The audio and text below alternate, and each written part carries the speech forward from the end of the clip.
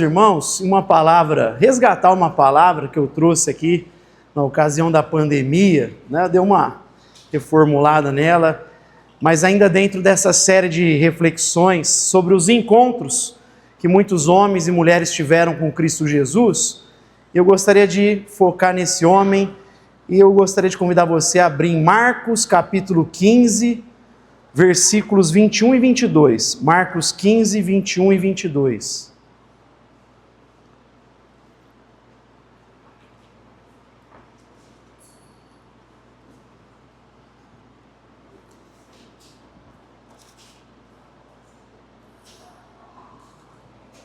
Evangelho de Marcos, capítulo 15, versículos 21 e 22.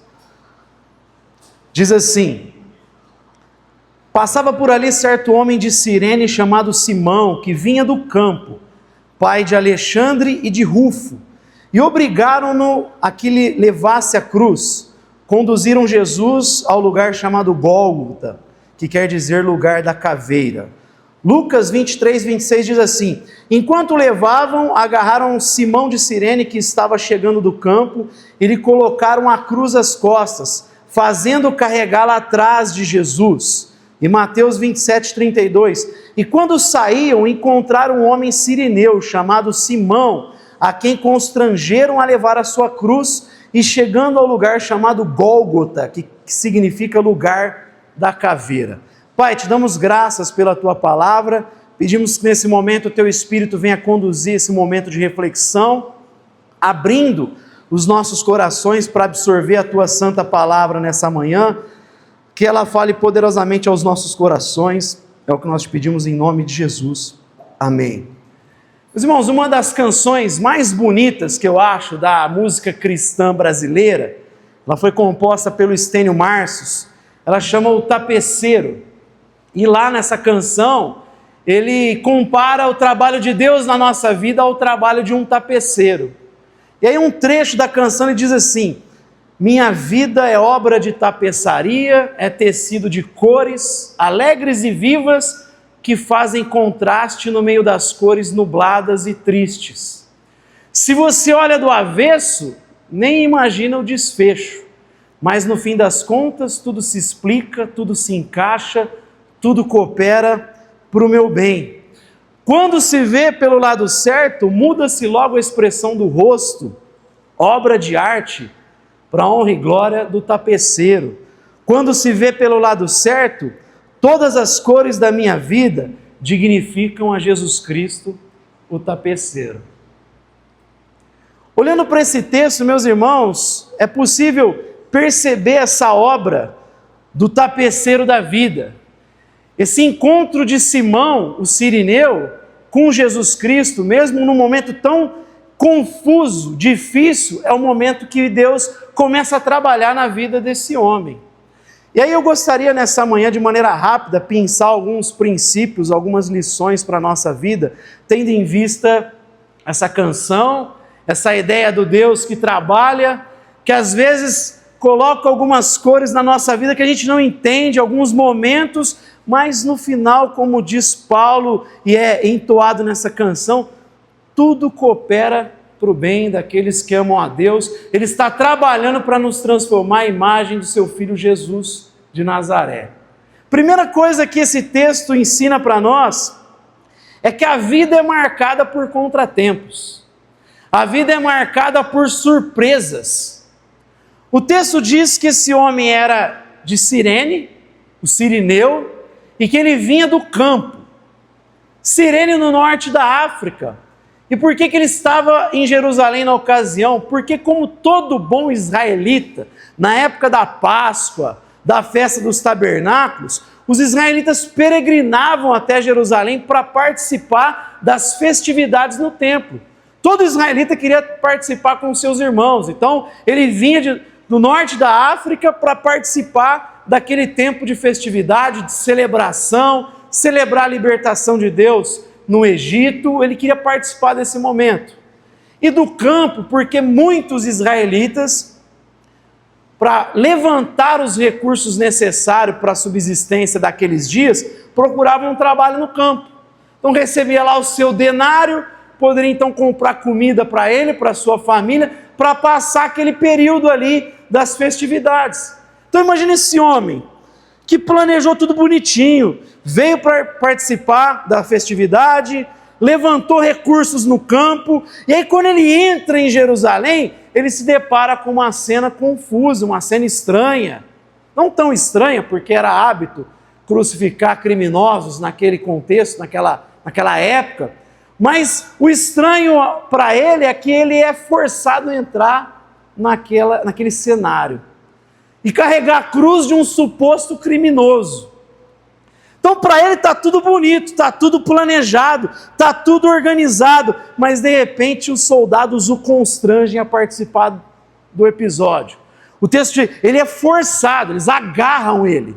Uma das traduções, talvez a sua, ele foi agarrado e foi obrigado a carregar a cruz daquele suposto criminoso, ficar atrás do criminoso e carregar a cruz dele. Ele participa daquele momento, ele é forçado a entrar e participar daquele momento. A vida deu uma reviravolta. Ele teve um contratempo. Não importa o quão planejado nós sejamos, quão organizado lá você segue a sua agenda à risca, não importa se você planeja bem a vida, vira e mexe a gente se depara com contratempos. Pode ser um problema de saúde, por mais que você cuide dela, pode ser um problema financeiro, por mais que você está lá poupando, fazendo todas as ações necessárias para os dias maus, pode ser que a gente é pego de surpresa. A vida tem surpresas, a vida nos surpreende. E a gente fica com a mesma impressão de Simão, parece que está planejado, mas de repente a gente é forçado e é colocado de paraquedas numa circunstância que a gente não queria participar. A vida, vez por outra, prega peças, parece, em cada um de nós. Vez por outra a gente é surpreendido pela vida. Esse homem planejou a sua vida, mas ainda assim passou por isso. É necessário falar aqui que, obviamente, que eu não estou dizendo que o planejamento não é bom. Pelo contrário, a Bíblia nos encoraja, nos admoesta a sermos organizados. Fazermos planos, como esse homem fez. Provérbios 21:5 fala assim, os planos bem elaborados levam à fartura, mas o apressado sempre acabará na miséria. Então a Bíblia fala, faça planos, é bom fazer planos. Qual que é o problema? O problema é você e eu pensarmos que, por sermos organizados, temos o controle da vida. Então tem uma linha aí, entre ser organizado e planejado, e achar que nós controlamos a vida. Achar que nós temos o controle total da nossa vida. Isso já cai na presunção. Então o problema não é ser organizado, o problema é ser soberbo, ser presunçoso. O problema é achar que nós somos autossuficientes. O problema é achar que nós conseguiremos lidar com qualquer imprevisto da vida. Não, vez por outra a vida vai nos pegar de surpresa.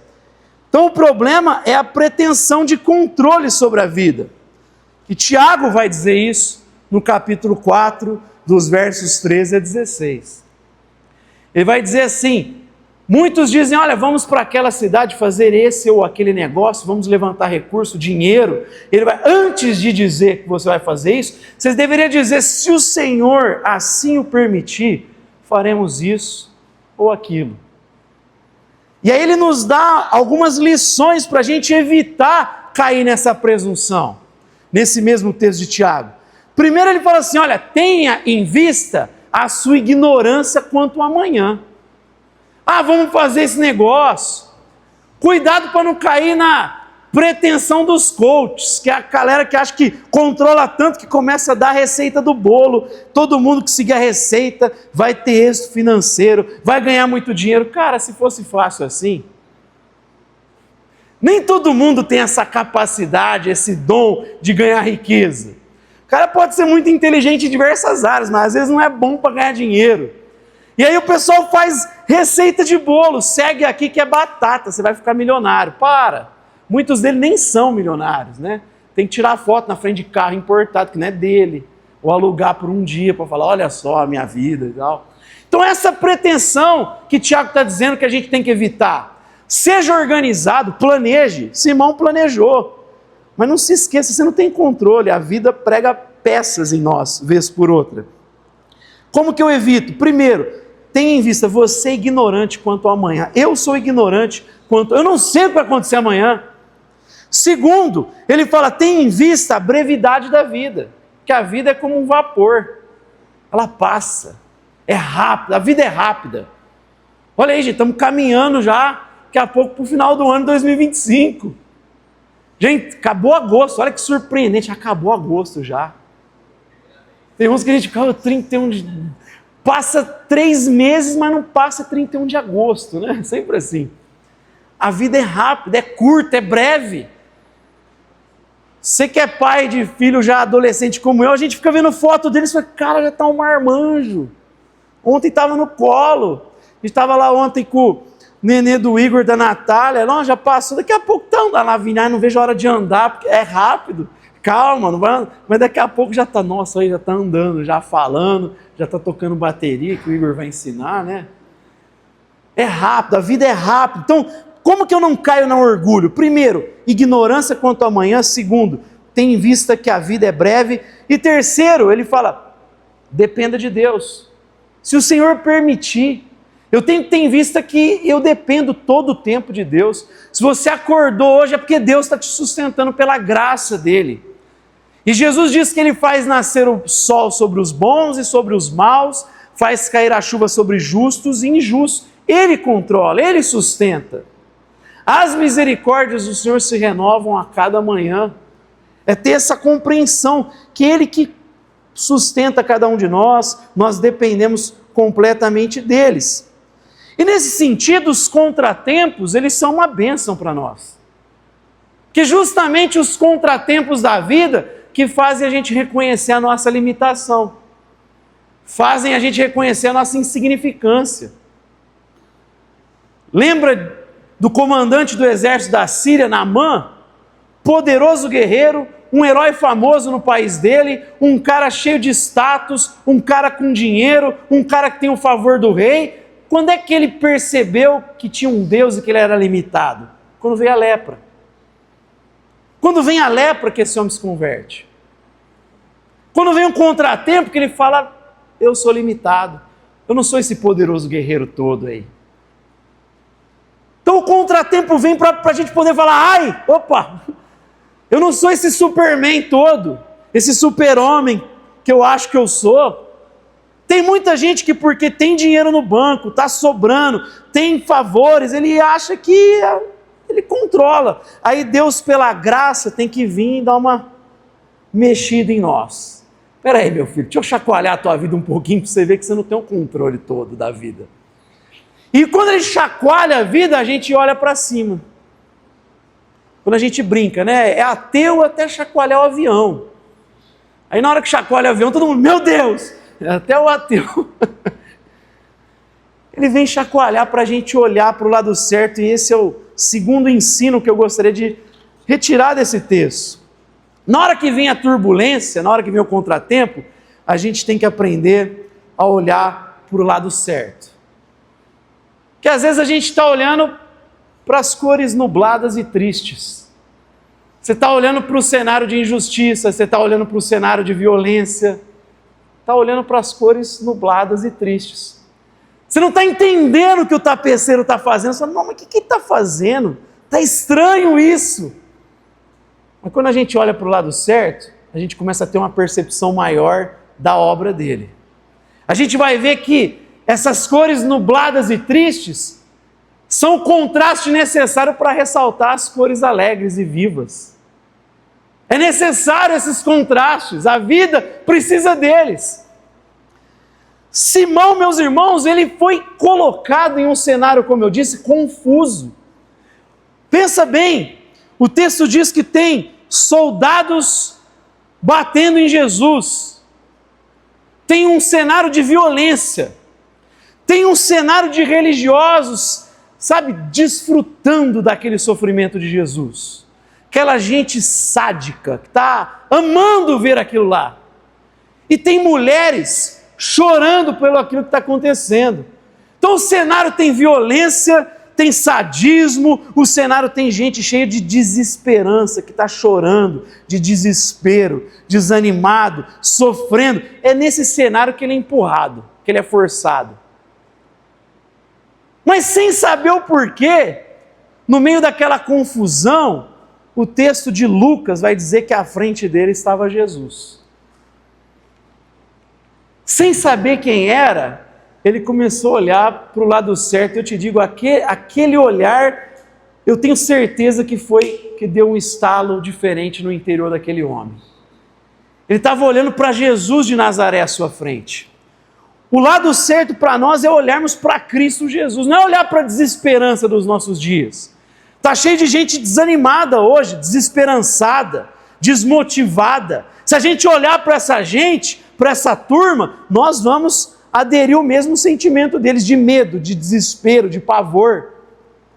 Se a gente olhar para os perversos, para a aparente vitória dos perversos, a gente também vai ser levado ou por um sentimento de ódio, de indignação mais maligna, carnal, um desejo de vingança, ou a gente vai ser levado por um sentimento de derrota, de fracasso. A gente não tem que olhar nem para a aparente vitória dos perversos, nem para os desesperançados. A gente tem que olhar para Cristo Jesus. Olhar para o lado certo é perceber que não eram os violentos que estavam levando Jesus para o lugar da caveira. Era o próprio Jesus que estava conduzindo a história para lá. Jesus não está pego de surpresa. Jesus sempre disse, eu vim para esse momento, eu vim para a cruz. Quando Pedro diz, tu és o Cristo, Jesus começa a falar do sofrimento, ele começa a falar de cruz. Pedro fala, Senhor, jamais isso vai te acontecer. Ele fala, arreda Satanás, você só pensa em coisa de homem, não cogita das coisas de Deus. Eu vim exatamente para a cruz, eu me preparei para a cruz. Desde pequeno eu trabalhei com meu pai usando martelo, prego, é justamente o que vai me matar. São os mesmos objetos que vão ser utilizados na crucificação. Psicologicamente, Jesus está pronto para a cruz. Ele veio para esse momento, ele não é pego de surpresa. A profecia anterior é Isaías dizendo do servo sofredor, homem de dores, e o castigo que estava sobre ele é o que nos traz paz. Nós encontramos saúde, graça em Cristo Jesus, ele nos devolve vida. Então Jesus não está pego de surpresa. Quem olha somente pelas cores nubladas e tristes é incapaz de perceber que não eram soldados que estavam conduzindo Jesus para a cruz, ele estava conduzindo a história para lá. Quem olha do avesso à obra, como diz Stênio Márcio, não imagina o desfecho, não consegue imaginar o desfecho disso. Talvez você está olhando a tua vida e está... Onde é que vai dar esse negócio? Você não está conseguindo ver desfecho nenhum, porque você está olhando do avesso. Fala para o teu irmão, não olha a vida do avesso, você tem que olhar para o lado certo. E olhar para o lado certo é olhar para o autor e consumador da nossa fé. É se desembaraçar de todo o laço que nos envolve e do pecado que nos assedia. Não é só o pecado, mas é tudo aquilo que é obstáculo, é a desesperança, é o medo, é a violência, é o aparente triunfo dos perversos e maus. Como um dia Asaf diz no Salmo 73, parece que essa gente prospera, escapa ileso. Ele está olhando para o lado errado, ele não está vendo desfecho. Mas se eu olhar para o autor e consumador da minha fé, da nossa fé, a gente consegue se desvencilhar desses laços. E a gente consegue caminhar. E aí a gente vai ver que o nosso semblante muda. Muda-se logo a expressão do rosto. Você vai ver que você é obra de arte para a honra e glória do tapeceiro. Que a tua vida dignifica Jesus Cristo. Olha para Cristo Jesus nesses dias. A gente precisa ter esse olhar pela perspectiva da história providencial. Jesus controla a história, Deus controla a história. Por mais que existem pecados, homens injustos, perversos, no final vai prevalecer o que Deus disse. A história vai culminar para a vontade dele. Nabucodonosor teve um sonho. E aí Daniel tem a revelação, ele fala, ó, vai passar o seu império, a cabeça de ouro. Depois de você, por mais poderoso que seja o teu império, vai vir outro. E aí são os membros de prata superiores, são os medo-persas. Pela história foi exatamente o que aconteceu, Babilônia, Medo-Persa. Aí o quadril de bronze, veio o Império Grego. Depois, a perna de ferro e os pés de barro com ferro, o Império Romano. E se dividiu em 4 alianças frágeis. Ele falou, no meio desse império, uma pedra caiu, bateu no pé da estátua, e a estátua virou pó. E essa pedra cresceu e ficou do tamanho do mundo. Essa pedra é Jesus de Nazaré. No meio do Império Romano, a Virgem deu à luz um filho. E ele inaugurou o reino de Deus, e esse reino vai crescer até alcançar todo o cosmos. Então, olhar pela perspectiva da história providencial é a gente se lembrar que o túmulo está vazio, mas não o trono de glória. Deus continua reinando, amém? Talvez você nesses dias está olhando só para o lado errado, começa a olhar para Cristo Jesus. Ele governa a história, Ele controla a história. Ele está sentado no trono, Ele tem todo o poder, toda a autoridade. Ele diz para os discípulos, toda a autoridade me foi dada nos céus e na terra. Portanto, vão e façam discípulos de todas as nações, ensinando a obedecer tudo que eu tenho ordenado. Eu vou estar com vocês até a consumação dos séculos.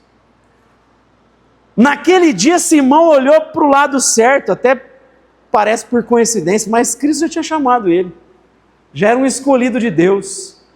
E aquele dia, olhando para Cristo, algo começou a trabalhar na vida dele. E a terceira lição e última que eu gostaria de tirar desse texto, porque a partir daquele dia, Deus começa algo na vida dele. O tapeceiro começou a tear a vida de Simão, e começou a tear um dia a nossa vida. E não tem objeto mais significativo nesse texto do que a cruz. Ele foi incumbido de carregar a cruz. Não tem objeto que fala mais do trabalho de Deus na nossa vida do que a cruz. Quem quiser vir após mim, negue-se a si mesmo e tome dia a dia a sua cruz. Porque quem quiser salvar a sua vida vai perdê-la. Mas quem perder por amor a mim, esse vai encontrar a verdadeira vida.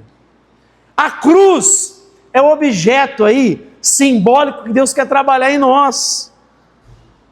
Ela implica em morte do ego. Ela implica em renúncia da nossa pretensão de autonomia. Não, eu que controlo, eu que governo a minha vida, eu sou dono do meu nariz. Não, a cruz vem para falar assim, negue-se a si mesmo e viva debaixo das leis de Deus. Você tem que se render ao governo de Deus. A cruz lembra que, como eu falei em Romanos 8, 28, todas as coisas cooperam para o bem daqueles que amam a Deus. Coopera para que a gente se transforme em pequenos Cristos, pequenos Jesus. O propósito é nos tornar parecidos com Jesus, e não tem como se parecer com Jesus se a gente não renunciar à nossa própria vontade. Não tem como se parecer com Jesus sem Deus, vez por outra, vir dar uma agulhada em nós. Filho, vem para cá, né? Tá andando num caminho meio esquisito, dá para cá. Deixa eu contornar aqui. Para isso ele usa a tribulação. E a gente vai passar pelo monte. Paulo foi pregar para discípulos, ele formou discípulos em vários lugares, Atos 14. E aí o texto diz que ele é pego pelos inimigos e ele é apedrejado. E a violência foi tanta que ele ficou lá desmaiado e o pessoal foi embora achando que ele tinha morrido. E o texto diz que ele se levantou e continuou visitando as cidades onde ele tinha plantado igrejas, e lá no versículo 28 ele diz assim para os discípulos: é necessário através de muitas tribulações entrarmos no reino de Deus. Porque tribulação, ela tira as impurezas da nossa vida. A palavra tribulação vem do latim tribulum, que era uma vara usada para debulhar o cereal. Eles batiam para separar o grão da palha. Então a tribulação é Deus agindo em nós para tirar tudo aquilo que é palha de nós, para ficar só aquilo que é robusto, para ficar só aquilo que é permanente, para ficar valores que não são passageiros, mas são eternos em nós. Não é por acaso que a Bíblia fala de Deus como ourives. Ele vem para purificar as impurezas. O trabalho do ourives é ele com fogo tirar as impurezas do metal. Sabe quando ele sabe que acabou? Como é que o ourives entende que aquilo está puro? Quando olhando para a colher ali que ele está usando, ele vê a imagem dele refletida. Deus só vai parar de usar o fogo em nós quando ele vê a imagem dele em cada um de nós. Ele permite que venha a tribulação, ele permite que venha o fogo nesse sentido para purificar a nossa vida. O tapeceiro está trabalhando, o tapeceiro está agindo. Agora, eu digo para você, ele não age só na nossa vida. E é por isso que eu partilho da teologia do pacto, do Deus que tem aliança conosco e com a nossa casa. Por isso que eu acredito que a fé dos pais são essenciais para inserirem os filhos dentro de uma teologia de compromisso com Deus, e através desse processo Deus se manifesta e Deus trabalha na vida dos nossos filhos, a ponto de um dia eles testificarem todo o empenho de fé que os seus pais colocaram e depositaram na vida dos seus filhos. Porque o texto aqui, eu não sei se você reparou, em Marcos, diz assim: um homem de Cirene, vindo do campo, chamado Simão, aí fala assim, pai de Alexandre e de Rufo. Por que Marcos escreve Alexandre e Rufo? Só tem sentido ele escrever o nome dos filhos de Simão se todo mundo que recebesse aquele evangelho conhecesse Alexandre e Rufo. E o evangelho de Marcos foi escrito por uma comunidade cristã que está em Roma. Porque possivelmente Alexandre e Rufo eram conhecidos da comunidade em Roma. Ou seja, Deus naquele dia não começou a trabalhar só na vida de Simão, ele queria alcançar a casa de Simão. Ele não alcançou apenas Simão, ele alcançou Simão, ele alcançou os filhos de Simão, ele alcançou a esposa de Simão. Abre comigo lá em Romanos capítulo 16, verso 13. Romanos capítulo 16, versículo 13. É aquele capítulo que parece que Paulo está escrevendo para a igreja brasileira. Ele manda abraço para todo mundo, saúda todo mundo, aí vai citando um monte de gente. Aí no verso 13, olha o que ele diz: saudai a Rufo, carta aos romanos, a igreja de Roma. Saudai a Rufo, eleito no Senhor, e a sua mãe, que também é minha. Imaginou o apóstolo Paulo está falando assim, a mãe de Rufo é como se fosse uma mãe para mim. Deus alcançou a vida de Simão de tal forma que começou a trabalhar na casa dele também. A mulher de Simão era como se fosse uma mãe para o apóstolo Paulo. Foi um pessoal que acolheu Paulo, que trabalhou na vida do próprio apóstolo Paulo. Simão é citado também em Atos 13, verso 1, como um dos líderes daquela igreja de Antioquia. Deus começou algo na vida dele, aquele dia ele começou a tear na vida de Simão, assim como um dia ele começou na minha e na tua vida. E pode ter certeza, como diz Paulo em Filipenses, aquele que começou a boa obra vai completá-la até o dia de Cristo Jesus. Amém? Nosso papel é olhar para Cristo. A vida tem contratempos, mas então quando você se deparar com eles, olha para Cristo Jesus. Tira os olhos daqueles que estão desesperançados hoje em dia. Tire os olhos daqueles que parecem que estão prevalecendo pelo uso da injustiça, da força, da violência. Coloque os olhos em Cristo Jesus. Se renda ao trabalho de Deus. Não fique tentando lutar. Ceda à tentação de querer ser senhor da própria vida. Renda-se à ação de Deus. Deixa o tapeceiro trabalhar em você. Mesmo que doa, algumas vezes vai doer mesmo, é necessário doer. Por quê? Porque ele está trabalhando para que Cristo seja visto em cada um de nós.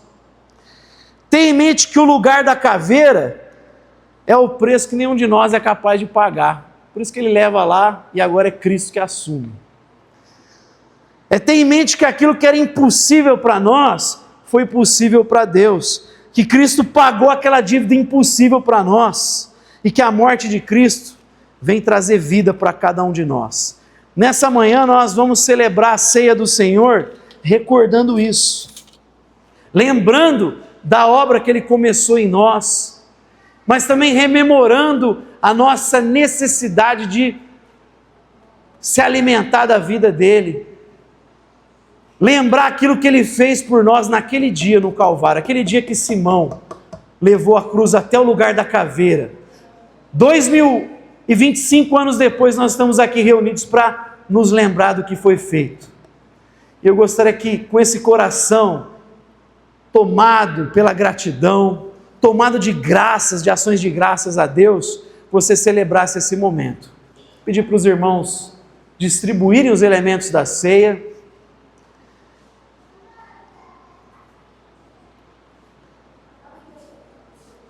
Enquanto você recebe, fecha os teus olhos. Ao receber os elementos da ceia, fecha os teus olhos. Tenha em mente essa verdade que nós visitamos aqui nessa manhã na Escritura. Lembrar que por mais que os dias possam ser nublados, tristes, tem um Deus que governa a história, que controla a história. Que por mais que os soldados estavam conduzindo, era o próprio Deus que estava conduzindo a história para o Calvário. Por isso que a gente pode descansar no meio da dor, a gente pode celebrar ao nosso Deus no meio das densas trevas, porque Ele contempla toda a história, Ele consegue envolver todos os fatores e convergir isso para que na nossa vida o nome de Cristo seja exaltado, para que a nossa vida dignifique a Jesus de Nazaré. Deixa essa verdade entrar no teu coração. Olhar para a cruz é lembrar do Deus que controla a história, que paga o preço para trazer vida a cada um de nós. Olhar para a cruz é lembrar que o cenário de sofrimento, o cenário de violência deplorável é o cenário necessário para que o nosso perdão seja concretizado. É lembrar que Deus faz das cinzas nascer vida. No nome de Jesus, você seja tomado pela esperança.